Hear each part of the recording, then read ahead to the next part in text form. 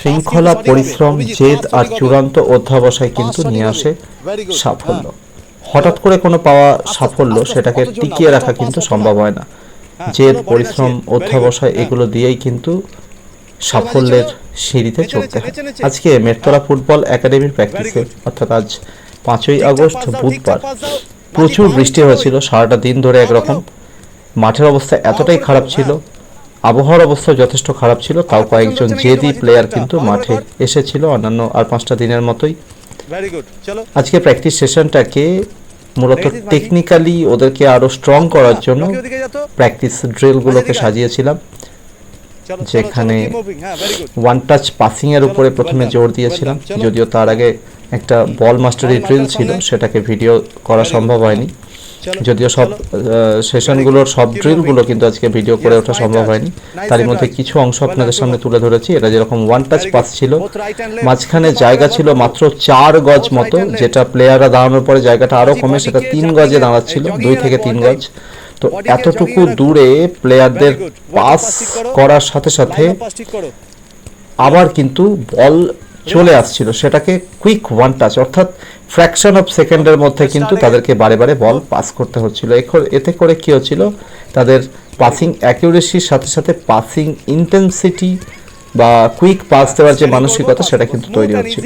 পরবর্তীতে আমি এর সাথে কিন্তু স্ক্যানিংটা অ্যাড করে দিলাম, অর্থাৎ একজন প্লেয়ার এই মাত্র 2 থেকে 3 গজ জায়গার মধ্যে পাস করার সাথে সাথে কিন্তু তাকে একটা করে শোল্ডার চেক বা স্ক্যান কিন্তু করতে হচ্ছিল। এতে করে কি হচ্ছিল, তার স্ক্যানিং এবিলিটি বাড়ছিল। অর্থাৎ ফুটবল খেলাটা বেসিক্যালি কিন্তু আমি আমার প্লেয়ারদেরকে এইভাবেই তৈরি করে থাকি, তাদের বেসিক অর্থাৎ যে ভিত্তি বা ভিত সেটা যেন অত্যন্ত কোয়ালিটির হয় বা হাই কোয়ালিটির বানানোর চেষ্টা করি। মাঠের অবস্থা এতটাই খারাপ, দেখতেই পাচ্ছেন আপনারা, কাদার মধ্যে প্লেয়ারদের পা উঠছে না, তবুও তাদেরকে যতটা সম্ভব আমি একেবারে সেই রকমভাবেই তৈরি করার চেষ্টা করছি। প্রত্যেকটা প্লেয়ার কিন্তু নিজেদের সেরাটা দেওয়ার চেষ্টা করেছে আজকের প্র্যাকটিস সেশনে। যদিও এটাই করে থাকে, আমাদের প্লেয়াররা mentally, physically, socially, tactically, technically প্রত্যেকটা দিক থেকে কিন্তু স্ট্রং হওয়ার চেষ্টা করে। হয়তো অনেক বাধ্যবাধকতা থাকে, সবাই পেরে ওঠে না, কিন্তু চেষ্টার কেউ কোনো খামতি রাখে না।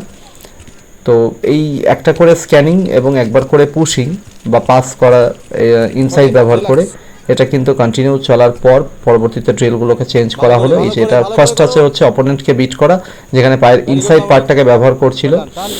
পরবর্তী সময়ে আরও কিছু ড্রিল ছিল যেটাতে পায়ের আউটসাইড পার্টটাকে ব্যবহার করা হচ্ছিল এবং ফুট এক্সচেঞ্জ করে করা হচ্ছিল।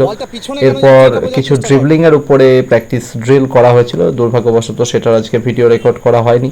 তো এই সমস্ত প্লেয়াররা যারা আজকে কিন্তু বৃষ্টি, খারাপ মাঠ, খুব বাজে আবহাওয়া সব কিছু উপেক্ষা করে যারা প্র্যাকটিসে এসেছিল, তারা কিন্তু অন্যান্যদের থেকে কিছুটা হলেও এগিয়ে গেল, এটা নিয়ে কিন্তু কোনো সন্দেহ নেই।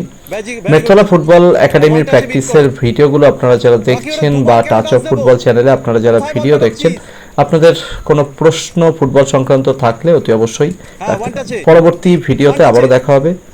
ধন্যবাদ।